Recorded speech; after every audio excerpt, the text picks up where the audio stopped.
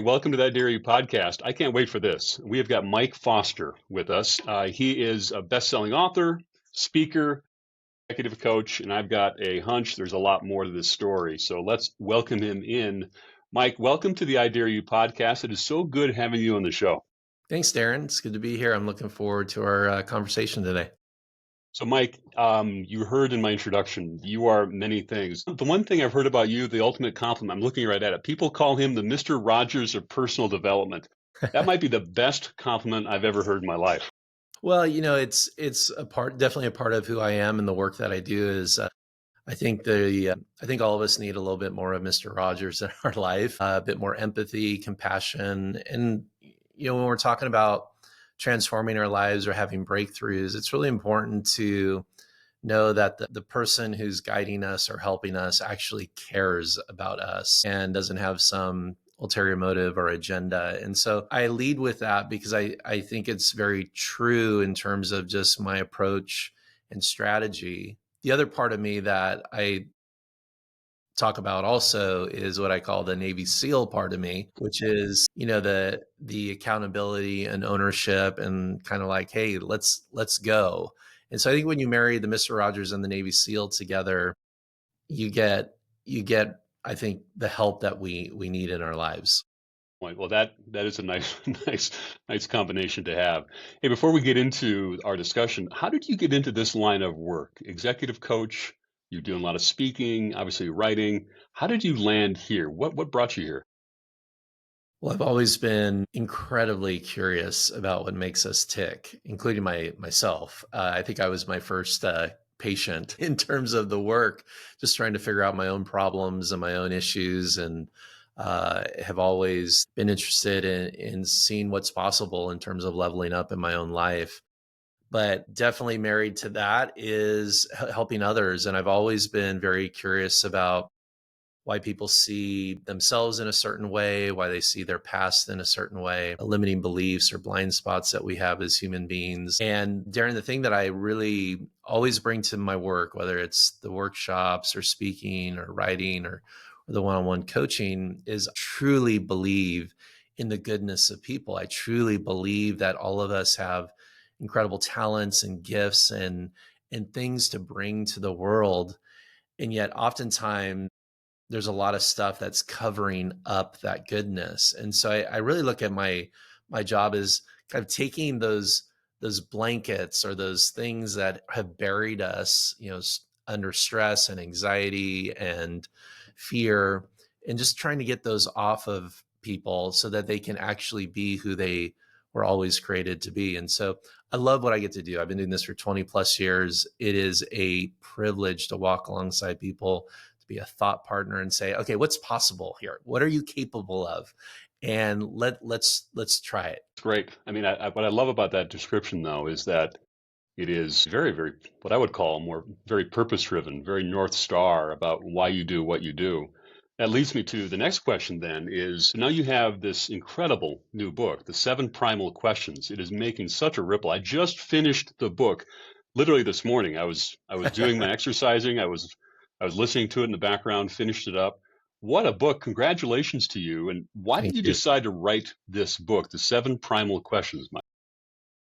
Yeah, well, in many ways, it's just an expression of the work that I've been doing for 2 decades, and it came out of my executive coaching with clients, where so much of what I'll have to admit, yes, I may be a bit Mr. Rogers, I may be a bit Navy SEAL, but here's what I do know about myself is I am incredibly impatient. And so one of the things that I struggle with in terms of our personal development, our transformation, whether that's, in our own lives, in our leadership, in our marriage, as a parent, it's like, I think it often takes too long and it goes too slow. And I think a lot of the processes and a lot of the ways and modalities that we have constructed for breakthrough are just too inefficient and too slow. And so I have always been looking for ways to speed things up, Darrin.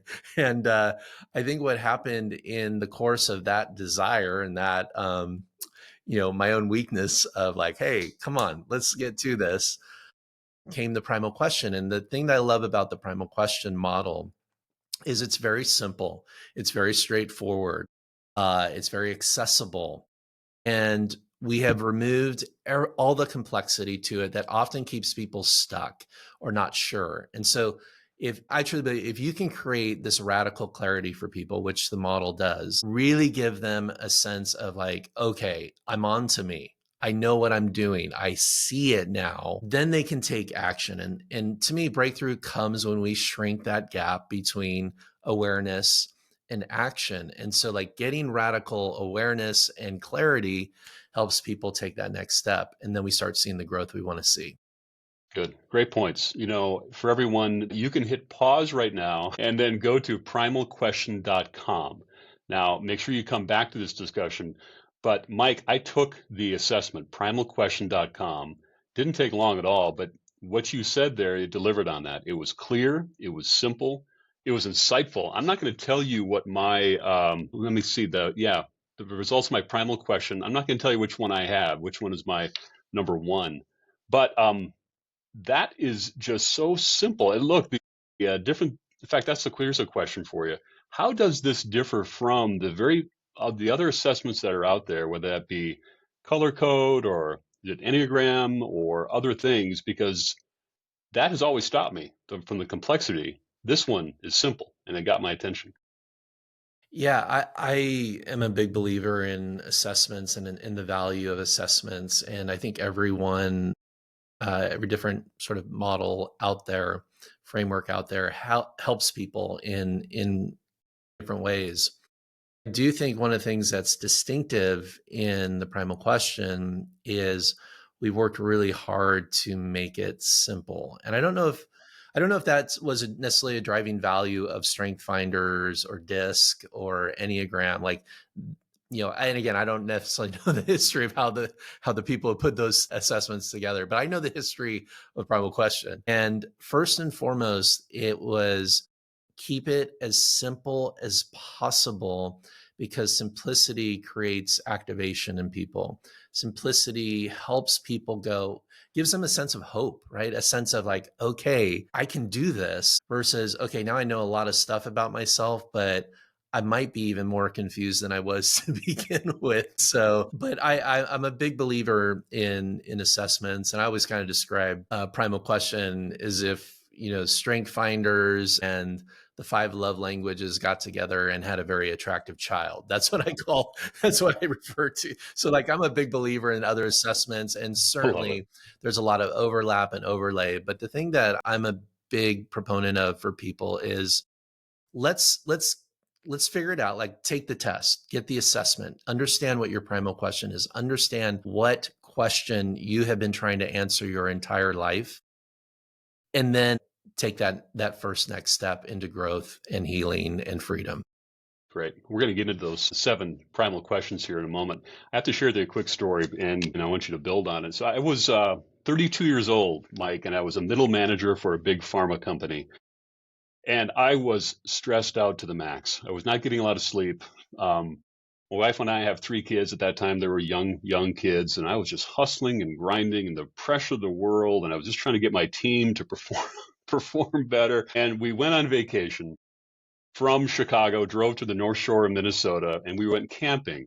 And there I was around a campfire in northern Minnesota, right? You can smell the pine trees. The smoke was just in my eyes, but yet I was reading the book, Now Discover Your Strengths, and Strength Finder assessment. And I have to tell you, it was one of the moments that changed my management style forever around identifying what people's strengths are. Don't try to fix them. God gave you strengths, set the goal, help them get there. And I thought to myself, being 32, and I was just a wreck, and I thought, oh my gosh, speaking of shortcuts, if someone would have just told me this about 5 years ago, I would be in so much of a better place. So, can you build on that? Can you relate?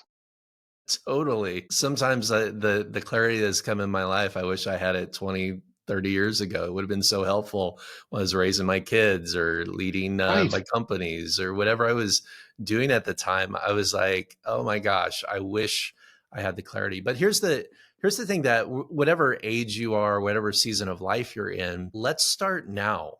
Let's take that step, because one of the things I write about in the book, Darren, is just how about 95% of our life, we just lives in this unconscious place where we don't think about what we're doing. We don't have any consideration of the habits and rhythms and choices that we're making. We're just sort of on autopilot.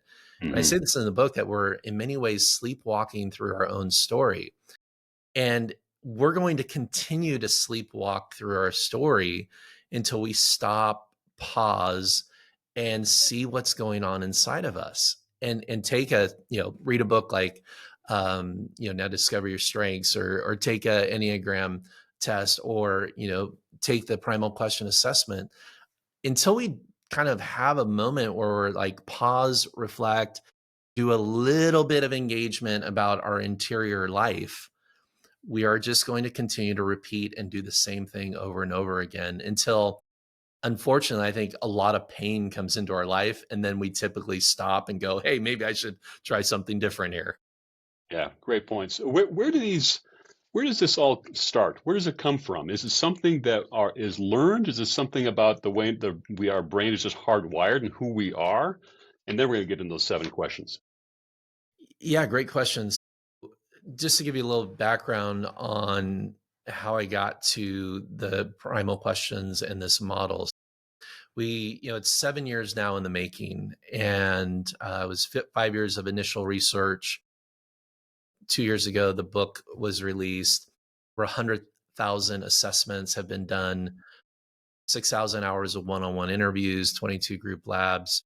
There's a lot of horsepower and research behind this. So this isn't just kind of a nice little idea that I think might be true. It actually is true and accurate of the human experience. And the whole goal here is to give language to a need that is driving our life, a primal need. So we're this whole thing. So that's where the the the model started, but the question starts in our early childhood.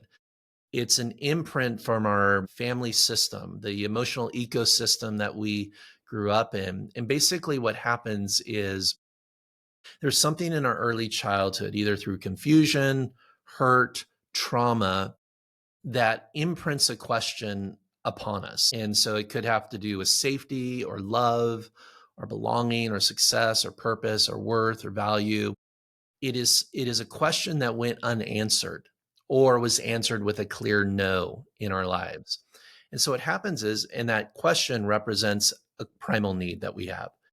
And so what happens is we keep asking this question gets imprinted in our early childhood, and then we carry it into our adult lives. Again, all this sits in the subconscious. We're not aware of it, but it is the question that is driving our lives. And we keep asking this question over and over again. And when the question is answered, that primal question is answered with a yes, life is good. That need is being met. Okay. But when the primal question is answered with a no or a maybe, we go into what I call the scramble. And the scramble is all the unhealthy things that we do to try to answer our primal question with a yes. It's all the coping mechanisms, all the workarounds, all the bypassing, all the perfectionism, all the workaholicism, all the stuff that we go to that unfortunately undermines our life to try to get the question answered with a yes. Another way to say that, the scramble is all the ways that we try to get a need met in an unhealthy way.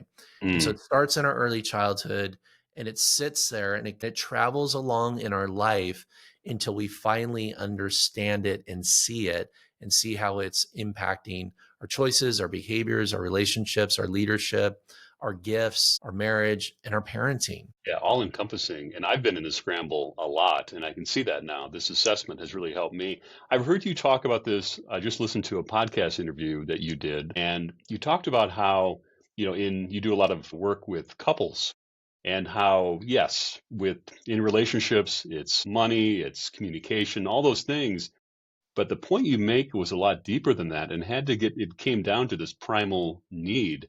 If that's not being met, give me your insight and what do you see when working with couples and this primal need and the primal question? Yeah, so one of the things that the model really is super helpful with is our marriages or any romantic relationship that we're involved in. And basically the thesis is this, Darrin, it's a relationship will not work and a relationship will not last if the person that you're in a relationship with continues to answer your primal question with a no or a maybe. Now, that person is probably doing it unintentionally. They're not doing it on purpose, but it's happening. And so what happens is, if I'm in a marriage, and so I've been married for almost 30 years with my wife, Jennifer. Way to Her go. primal question is, am I loved? My primal question is, am I safe? And we'll talk more about those questions and what they mean. But if I am not answering her primal question, am I loved, with a yes, clearly affirming that with a yes as often as I can, perhaps accidentally answering her primal question with a no or a maybe, that she is not loved, even though that's not my intention at all as her husband, she is going to be in her scramble. And again, the scramble is all the unhealthy things she does to try to answer her primal question with a yes. Another way to say that, all the unhealthy things she might do to try to be loved by me. Okay. So she might, I don't know, pout or use passive aggressive communication or give me the silent treatment so that I will try to lean in and find out what's wrong so I can know that she feels unloved. And all of a sudden, but she might answer my primal question, am I safe, with a no or a maybe? And all of a sudden I'm in my scramble. And then what happens is we have two people who are not having a relationship with each other, but are having a relationship with each other's scramble. Mm. And that is fundamentally not going to produce good results in our relationships. And so when I'm helping couples, I'm saying, don't worry about dates. Don't worry about all this stuff. Don't worry. Like, let's get to the root of the issue. And the root of the issue is that there's a primal need, a core need that is going unmet, unintentionally, by the way. I never believe that people are purposefully or weaponizing, no's for other people. I think it's accidental, but it is happening. And so if we can understand, like, okay, Jen, just here's how to answer Mike's primal question with a yes. And Mike, here's how to answer Jen's primal question of, am I loved, with a yes. Do that as often as you can, be as specific as you can, and you're going to reduce Jennifer and Mike's scramble and increase sort of the healthy versions of them. And that's who we want to have a relationship with. And so it's a very, again, simple tool, but date nights isn't going to necessarily solve my am I safe question. Okay. No, I think it's a great insight. Never thought of it that way. Yeah. Okay. Very good. Well, now I think we've waited long enough. Let's get into these 7 primal questions. Is it okay if we go through these? Let's do it. All right, let's do it. So let's start at the top. I'll let you lead out on this. Well, What is question question number number one. one? And by the way, again, free assessment, primalquestion.com, if you want to find out what your question is. As I go through these, there may be a couple that resonate with the listeners. That's very normal, because all 7 questions represent kind of 7 core needs that we have as human beings. But again, the thesis is there's one question that's driving your boat. There's one question that is influencing everything in your life. So question number one is the primal question, am I safe? And that's my own primal question. I mentioned that earlier. And this is just the need for physical and emotional safety. And the imprint here looks like perhaps you grew up with a lot of neglect in your family. There could be abuse or trauma in your early childhood. You did not grow up in a safe environment. There was just something in, again, your emotional ecosystem as a child that you asked that question, am I safe? And you just got a resounding no or a maybe to that question. So you continue to answer that question today. So these are people who tend to need a lot of power or control in their life. You want, my scramble, I'll be real honest with you, my scramble looks like this: hyper control in making sure that I know everything that's going on. But one of the things I tell my wife, Jennifer, is never throw me a surprise birthday party. Okay. That is a big no to my primal question. If you're going to plan something, if you're going to plan a party for me, make sure that I know about it. Okay. I want to be aware of everything, because anytime that I'm feeling out of control, or there's unpredictability, or there's some surprise, that is going to throw me into my scramble, because those sort of experiences feel like a no. Interesting. Okay, so just a quick comment. I think about couples that will surprise each other with, hey, honey, pack a bag. We're going to the airport, and I'm not going to tell you where we're going to go. And I think to myself, that sounds like a nightmare to me. Yes, me too. Because it just works against what I actually need as a human being. Right. It Good may point. sound like a lot of fun to somebody else with a different primal question, but for primal question number one, the need of control, autonomy, freedom, that choice is very important to that person. Interesting. Right. Okay. So again, everyone, primalquestion.com. And when I took the assessment, it was so fast. It also, like the first question said, don't overthink it. Answer the Yes. question and move on.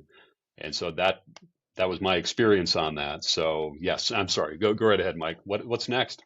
Yeah, question number two is the question, am I secure? And this has to do with really financial resource. Do I have enough financial resource to secure myself? And what's different here between safety and security is where safety was sort of you're trying to physically protect yourself, emotionally protect yourself.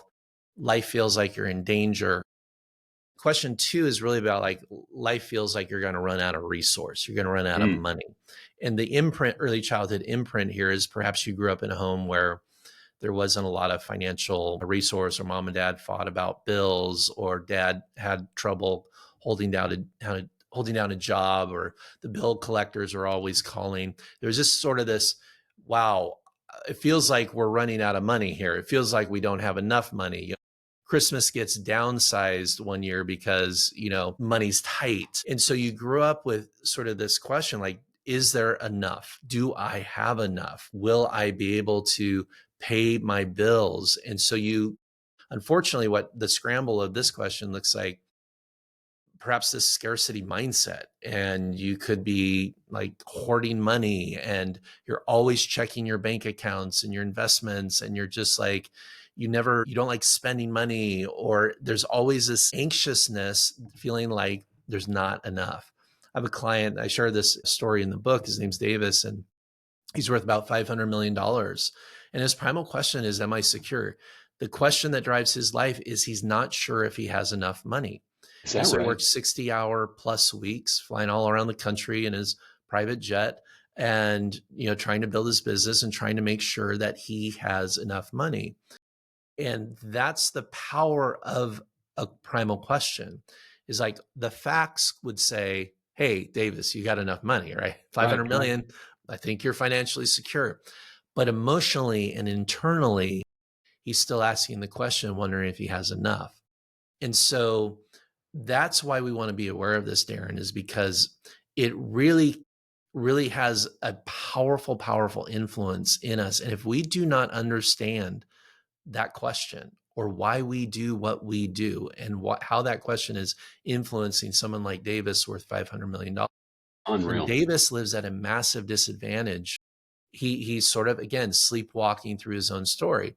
But if he can identify, oh, you know what, I have a real need to be financially secure, and if he could step into a more healthy perspective around his financial security, it's going to usher in a lot of freedom for him.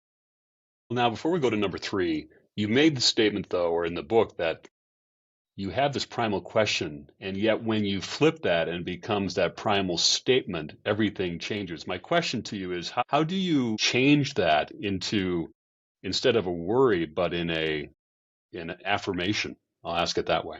Yeah, one of the things that we need to be aware of in terms of the primal questions, or the seven questions, is are really questions that come from our childhood. They're so simple in terms of the question, because they are actually a kid question. So one of the things that's happening in our lives is we're using what I refer to in the book as kid logic, kid strategies that we developed in our early childhood, and we are applying those to our adult life. You see, when I was a kid, I was tiny and skinny and small and couldn't protect myself. Okay. So I was very concerned about my safety. That would make sense. Okay. I couldn't push back. Okay. I couldn't defend myself. But I'm 6'4", 210 pounds now. I'm an adult man. Okay. But I don't necessarily see myself that way. I still see myself as this defenseless kid. And so when we live from the question, really that kid logic, that those kid strategies, that kid question that keeps being asked in our lives, and apply that over our adult lives, it's going to create a lot of problems. And so when we live from what I call the primal truth, which is really turning the question into a statement, going from am I safe to I am safe, we're actually now living in something that's so much more true than the question, am I safe? Because I'm 6'4", 210 pounds. Okay. I live in San Diego, a suburb of San Diego. It's pretty safe here. Okay. Yeah. I have resource, I have voice, I have autonomy, I have power to create my own safety. Just like Davis, who's asking his kid, logic is going, oh, yeah, we don't have enough money here because it's an imprint from his early childhood. But his adult life, the adult facts say, hey, bro, 500 million, you're financially secure. You're okay. All right. Very good. All right. Question 3. Where are we at? This is the question, am I loved? This is the need to feel seen and heard and known. And the imprint here is just a lot of times you just grew up and you weren't sure whether mom and dad or your caretakers actually cared about you. Perhaps they're busy with their careers, or there was maybe a bunch of kids in your family and you just kind of you didn't get a lot of attention. I think about my wife's experience. She was the fourth child, and she was a latchkey kid coming home to an empty house every day, and she just wasn't sure whether she was loved or not, whether people wanted to know her and know about her life and see her and listen to her, because everybody was busy about doing their thing. And so, again, these questions aren't necessarily always traumatic or really painful, but it's about confusion that sets in. A child is asking a question. Children ask 200 plus questions a day. Adults ask about 30 to 40. And so we're just trying to figure out the world, and something in the wires got confused. And so, am I loved is really just the question of like, do you want to see me? Do you want to know me? And I do want to touch base on the primal gift, because we've talked about how we're behaving in a certain way, but let's take a time out. And how does the primal gift fit into all of these? Yeah. So one of the interesting things about the research, and this is probably the most exciting part of the model in my mind, is that with every primal question comes a primal gift. And what the research shows is that whatever we need most is a thing that we most give away. So think of it this way, Darrin, we take our primal question and we put it over everybody that we interact with in the world, Yes, we whether it do, don't we? be friends, strangers, people that we work with. We put our question over them and we assume that they're asking the exact same question that we're asking.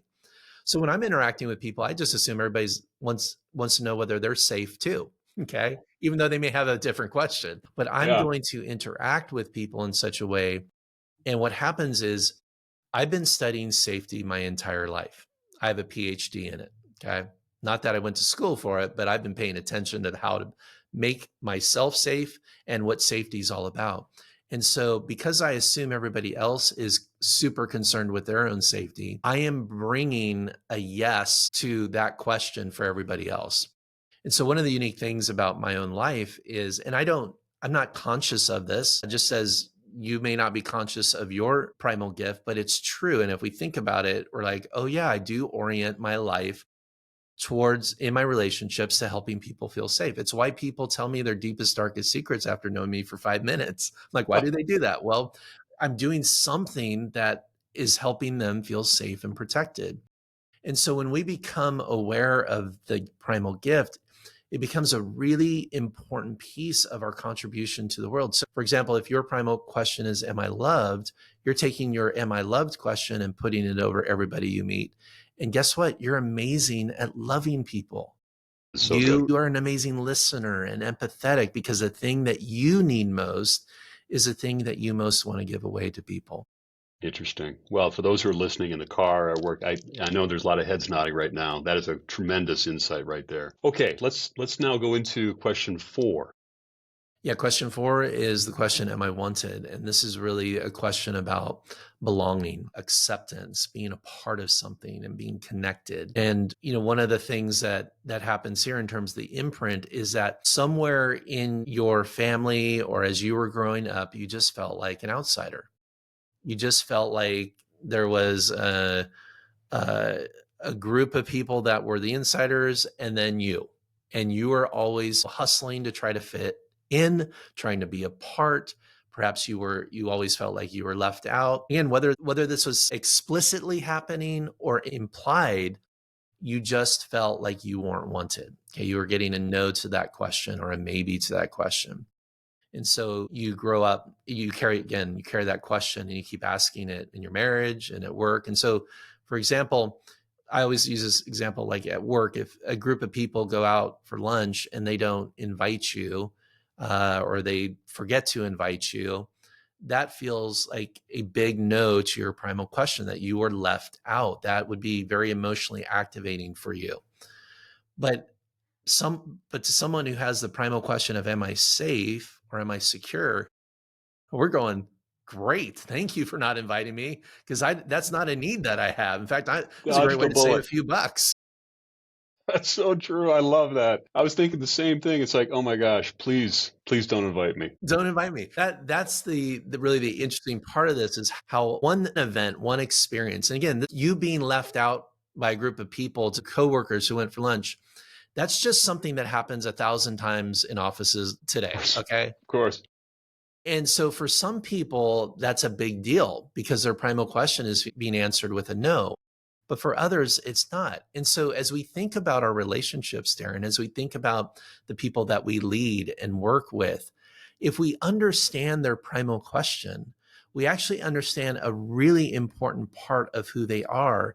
And then we can begin to interact with them in a way that answers their primal question with a yes. So again, Darrin, if your primal question was, am I wanted? And I worked with you, I would want to make sure that I was intentional about asking you out to lunch if a group of us were going out to lunch, because I know it would mean something to you. All right. And so this is where it becomes really super exciting is when we start understanding, our kids' primal question and our friends' primal question or our coworkers' primal question, we now can start understanding them in a whole different way. And they can also understand us in a whole different way. And all of a sudden, health starts happening, Mm. connection starts happening. When Darrin's primal question is answered with a yes, he is thriving and flourishing. But also, it's true when Darrin's primal question is answered with a no or a maybe, he's not flourishing, he's not thriving, he's in a scramble. I'm in my scramble. Yeah.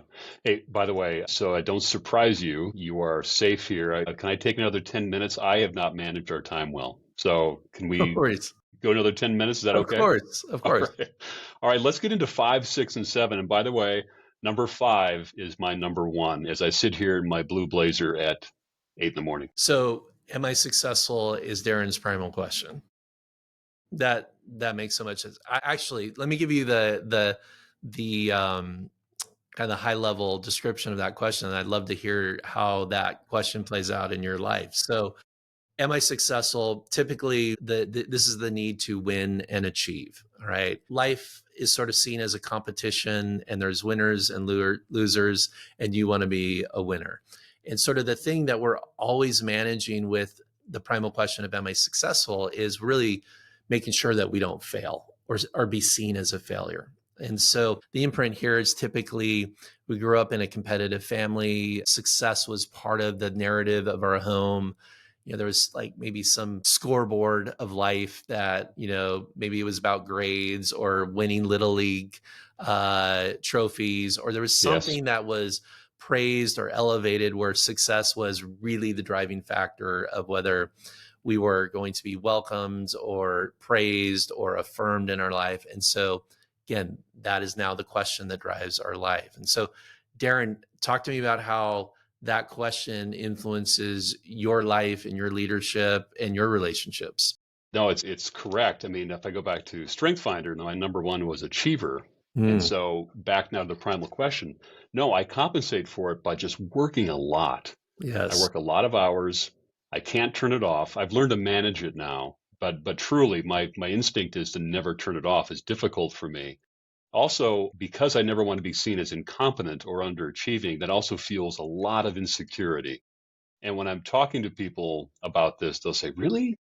you don't seem nervous at all, or not, and I'm thinking, man, if you only knew what was inside, if you Mm. only knew the insecurity that I have when whether it's public speaking or doing a project, but it's that type of inner inner thing going on that drives me to compensate for it by what I think is going to happen, and that is, or what I think is going to make the difference, is that is outworking everybody. You will never outwork me. You might be smarter than me. In fact, you probably are, but you're never going to outwork me. And because I do not want to fail. Does that resonate? That is right down the center of the plate in terms of that question. I always use Kobe Bryant as an example of a Q5. Am I successful? Nobody out practiced, nobody outworked Kobe Bryant. And the reason why he was the first one in the gym and the last one in the gym when it came to practice, is why he had a work ethic like nobody else, was he wanted to win. Okay, that was the reason why he did what he did. And he also won 5 NBA championships By because the way, yeah. of that question. And so one of the things that, Darrin, with that question, we talked about the primal gift. So one of the things that you're doing because of that need to be successful and to make sure that you don't underperform or fail, you create tons of value for the people that are on your team, okay? Or your company, or wherever you're deploying your gifts and strengths, because there's a mindset here that you bring to everything that you do. It's like, we are going to be successful, okay? And I will do whatever it takes for us to be successful. So like the guy who leads my company, he's a Q5, and I want a Q5 leading my company because I want my company to be successful. I don't necessarily want a Q3 am I loved leading my company, okay? Because they're going to be like about relationships and making sure Sure. everybody feels good and is heard, which is great. That's a beautiful gift. But when it comes to leadership, a Q5 deploys so much value. And so again, we want to make sure that we're operating in our gift. And I don't think I mentioned this, but it's really important. As the scramble increases in our life, our primal gift goes down. But as our scramble goes down, our primal gift goes up. And so the more that I can keep Darrin kind of out of his scramble, I know that he's going to be deploying his gift so much more into all of his different entities where he's contributing. I'm glad everyone could listen into my one-on-one coaching session with Mike. This has been great for me. I hope it's been good for everyone. This is wonderful. Okay, Mike, let's talk about the final two questions. Let's Final two, go. yeah. So question 6, am I good enough? This is really the imprint here. Was you grew up in a home with a lot of criticism and judgment. The scramble here looks like perfectionism. I have to be perfect. I have to perform at the highest levels. And what's different here between like a Q5 and success and Q6, am I good enough, is the Q6 is really sort of this existential question. Like, do I even have the right to be here? It's really a question around your value and worth, where you just feel like you never measure up. And so the thing that's really difficult here is the scramble can be very, very dark and heavy, because it just feels like no matter what you do, you're always getting no's and maybes to that question. And so I'm always counseling and encouraging people and coaching them who have this question is to really, really step into their worth, step into who they really are, to clearly see their contributions and their goodness. To also embrace grace, right? To embrace this sense of, we're not meant to be perfect. We're not meant to get it right every time. That there is this importance of self forgiveness and grace that we need to adopt into our lives. And then finally, the final question is the question, do I have purpose? And this is really just the need for impact and significance in our lives. These are our visionaries. These are the people who want to do great things, who want to put a dent in the universe with their work. And they get the no or maybe to them is when they feel like they're doing meaningless work, or that the things that they are doing are not impacting, that there's just kind of a cog in the machine. And so we want to make sure that if that's our question, we want to make sure that we really have a good working definition of purpose and impact. And a lot of times we don't. We have these sort of fantasies or these very unrealistic pictures of like, oh, I got to be saving the world in order for my life to have impact, or I got to be, drilling wells in Uganda and having water, bringing to villages and saving lives and rescuing people. It's like, no, that is purposeful and that is impactful. But I always like to say it is as impactful for us to uh, drill a well in Uganda and bring clean water to a village. But it's also very impactful for us to make a peanut butter jelly sandwich for our 4-year-old and to serve our kids here. And so whatever that looks like for you, it's really making sure you have a healthy definition of purpose, making sure That's that so you good. understand that your every single day of your life is filled with purpose. You are getting yeses every day, but make sure that you receive those yeses and not operate and think that, well, just because I'm a middle manager at IBM doing Excel spreadsheets, that my life is not having impact. That's just an incorrect picture of purpose. I think that is such a great reframe. I remember reading the book Wild at Heart by John Eldridge. Yes, great And book. one of the ahas during that book was at that time I was struggling also with that question, what am I doing? I got one life. Do I have purpose? And I was a middle manager at the time, right around the same time as the campfire. But that what that helped me understand was yes, in our vocation, Mike, we are impacting countless people. You don't necessarily have to become a pastor or do mission work. You can impact so many people if you just look at it a little bit differently. Am I close? You got it. Yeah. Yeah. And really, especially on those questions of 5, 6, and 7, am I successful? Am I good enough? Yeah. And do I have purpose? I always invite people to investigate some of the stories that they have around those ideas and make sure that they're not stories of our childhood or stories of pain or stories of confusion, that they're really accurate. Like, what does success really mean? What does purpose really mean? What does that look like? And too often we have these very narrow definitions and unfortunately sometimes very damaging definitions that create a lot of unnecessary suffering in our lives. Fascinating. Just fascinating. Everyone, the name of the book is The Seven Primal Questions. And straight away, you should be going to primalquestion.com. Take that free assessment and begin learning more about this, what I call truly groundbreaking. Once I see it, I can't unsee it, Mike. I'm thinking about the types of podcast episodes and the types of guests that I gravitate to and the books I read. And it's true, right? You must hear that from everyone. Yeah, it's amazing how we have oriented our lives around a singular question. There's a reason why I have 20 night lights in my house, and when I go snow skiing, I only do bunny runs. Okay, there's a reason why that happens in It's my too life. good. That is too good. By the way, safety might be in mind too. There's degrees of this for everyone, I'm sure. But Absolutely. when when I travel with my work, I do a lot of traveling. I travel with some people that love an adrenaline rush. They like Mhm. to do these adventurous things that they've never done in their life before. So if hey, I'm going to rent a moped and drive through, Paris, or I'm going to I'm going to zip line, and I'm like, you know what? I am not interested. That sounds like a good way to get hurt.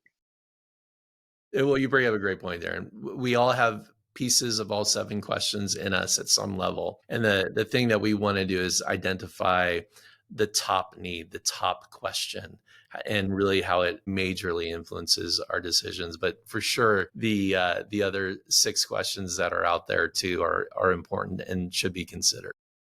I'm going to be asking for your I dare you challenge for all of us, the final question. But before I do that, though, I have to ask you this. There was a podcast you did, I believe it was with Annie Downs, and you talked about how God speaks to us in this way as well. It's a way that God communicates with us. I would love for you to get your perspective on that because I think it's tremendous insight.